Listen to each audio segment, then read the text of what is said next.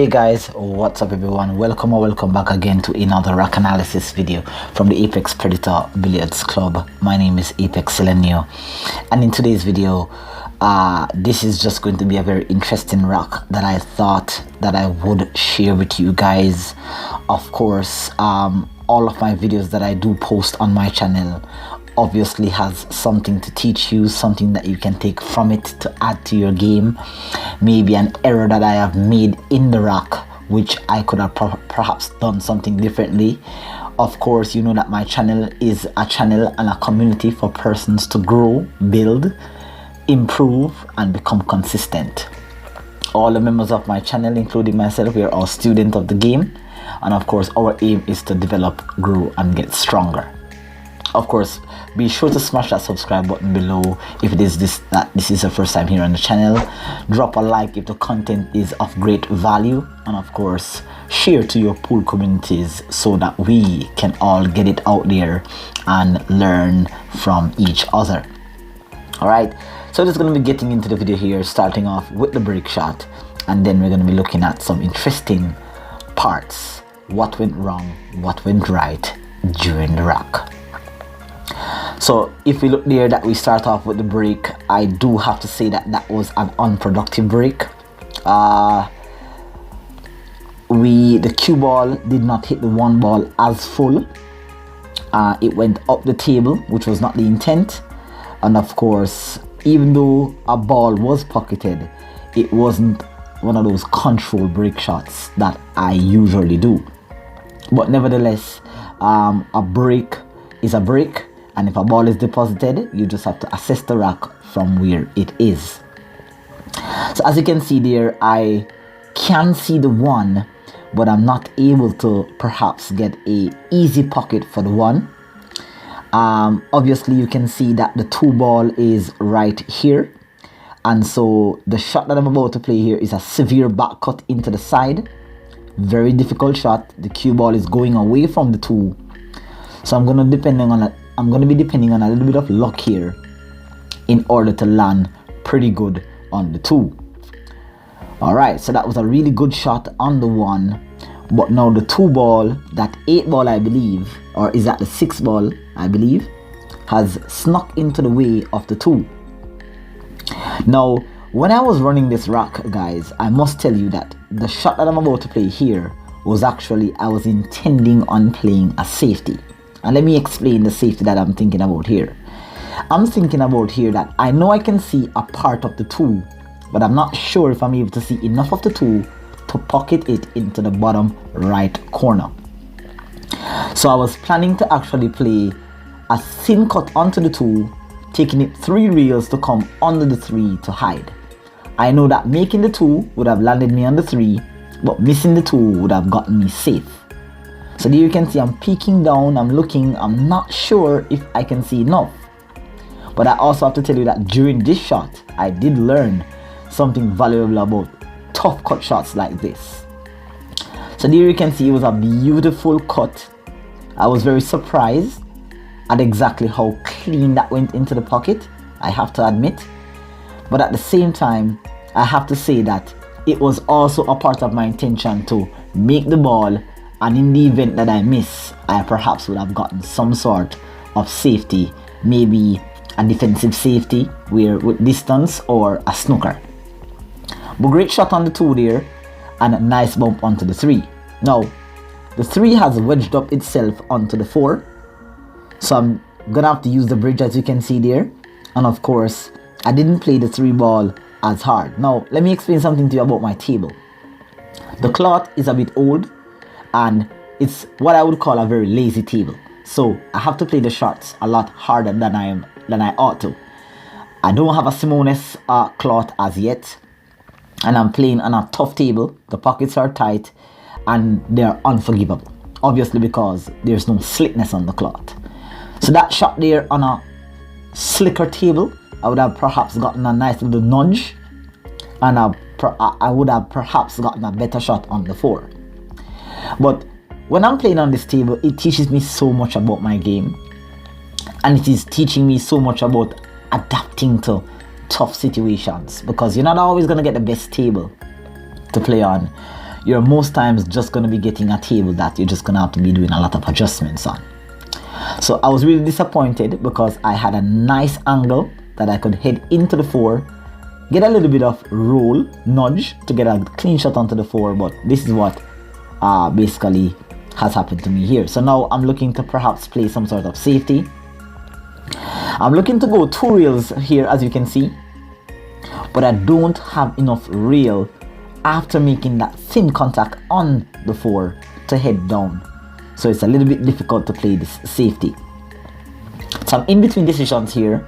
I'm in between kicking at the ball and trying to get some sort of luck going my way, because of course luck fortunes the brave. I don't have any good safety options, and I'm very awkward because I'm a right-handed player and it's a left-handed shot. So I just basically decide there to just go after the kick. I went after it a bit hard, hence shortening the rebound angle a little bit, so I didn't get a flush contact into the rail and the ball at the same time to make the shot. However, now this is the situation here. I've left myself with a tough cut on the 4, so I'm gonna have to go 1 rail with a steady speed, maybe a 4 or 5 speed, to go across for the 5. Again, the table is so unpredictable when it comes to the speed, so I expected me to stay near to the 9 to get a shot on the 5 to run out the rock, but I overroll a little bit here, and now I have a tough shot to get back onto the 6, which you can see right here. And again, as you can see here, playing the shot is not very advantageous.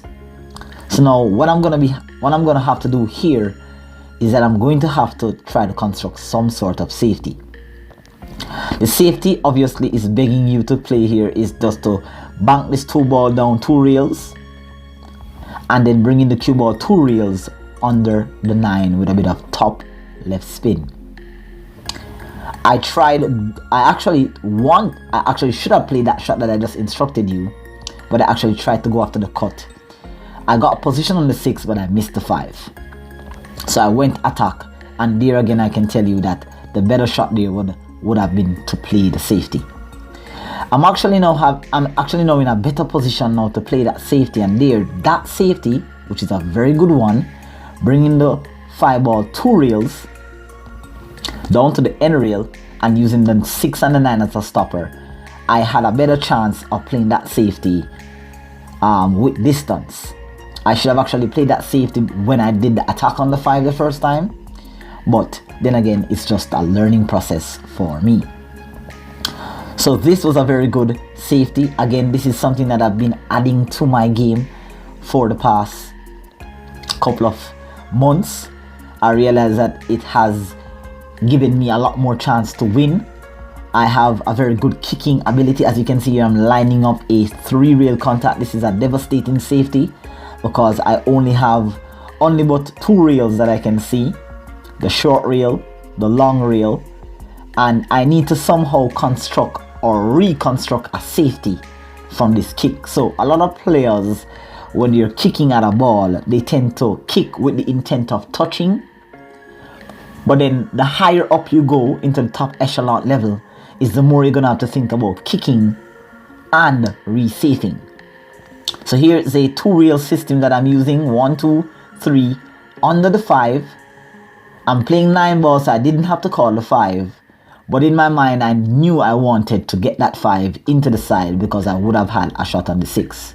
Had that 5 made, that would have been a great shot, but I still got myself a pretty good containing safety because my opponent now does not have a shot on the 5. Now here, since I don't have a shot on the 5, I'm still gonna have to again try to play another safety here. That was actually a bit of luck, I have to say.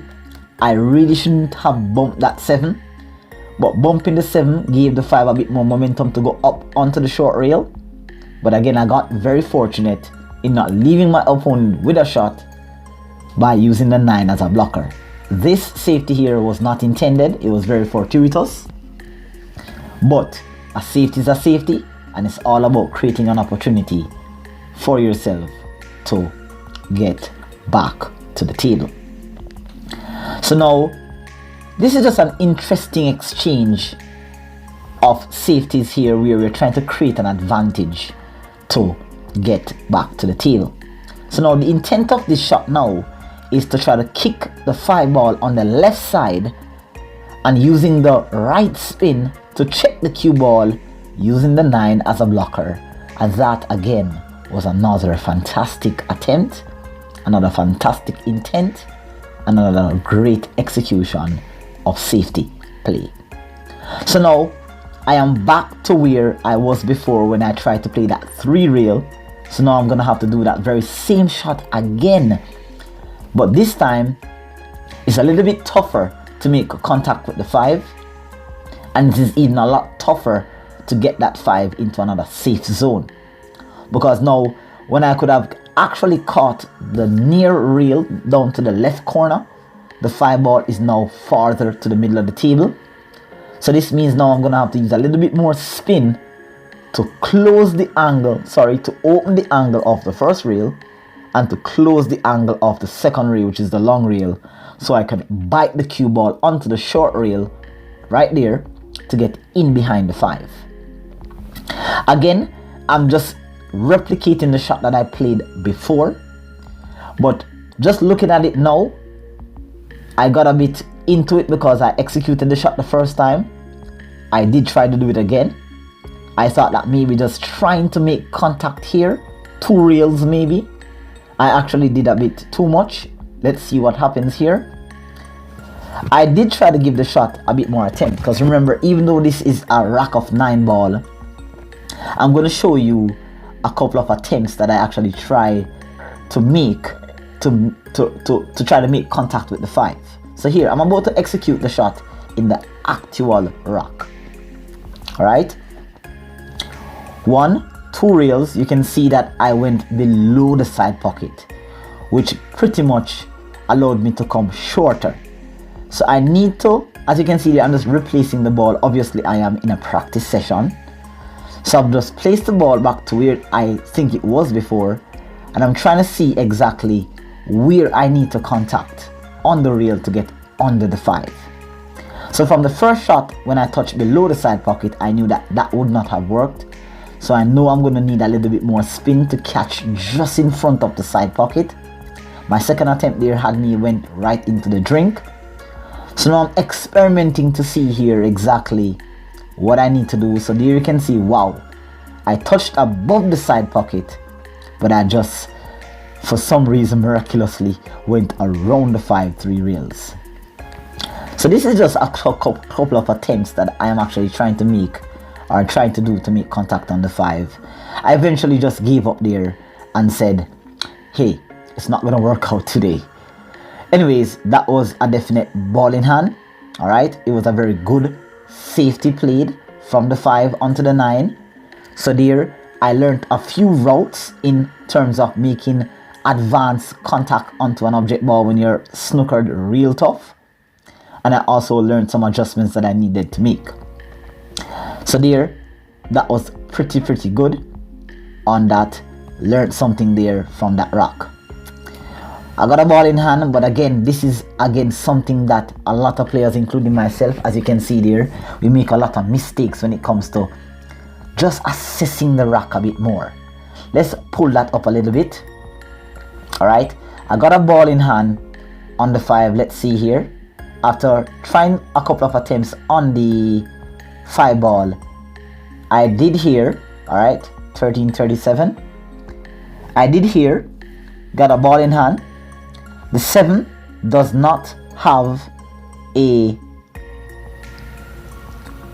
sorry, the 6 ball, or yes, that's the 7 ball, I'm sorry. It does not have a obvious pocket. It has a very narrow range for me to land the cue ball in. I actually tried to land the cue ball into a very small zone, and that was definitely not the best way of playing. I perhaps should have just analyzed the rack a little bit more. I actually got a ball in hand and snookered myself again. Well, not snookered, but obviously did not leave myself with a really good shot. So So now I had to run again and play another safety. Again guys, I just hope that you're learning from this experience, because every rack, every training session that I do, I learn something new every day. Position play, pattern play, banking, kicking, jumping, something I learned every day, or just how to play better safety. So I made a mistake there, and of course in the real game guys, you're gonna make a lot of errors, which you're gonna need to do a lot of adjustments on. So here I had to play a safety. I tried to leave a long shot onto the 7, but now I've just left an open shot for my opponent, which obviously is my ghost. And now 9 ball, we know, is all about shot making. So here it's just to caress the 7 into the corner, going 2 rails back out to the middle of the table for a shot on the 8. And these things do happen in an actual game, which is what causes us to win racks when we play tough shots like on the 7, and lose racks when we play bad position like what I did on the 7 here. So a nice little inside spin shot there from the 7, from the 8 to the 9 to end this very interesting rack. I hope you guys enjoy and learned something from this session. Like, share and subscribe, and I will see you in the next rack analysis video of what went wrong, what went right. Do take care until next time.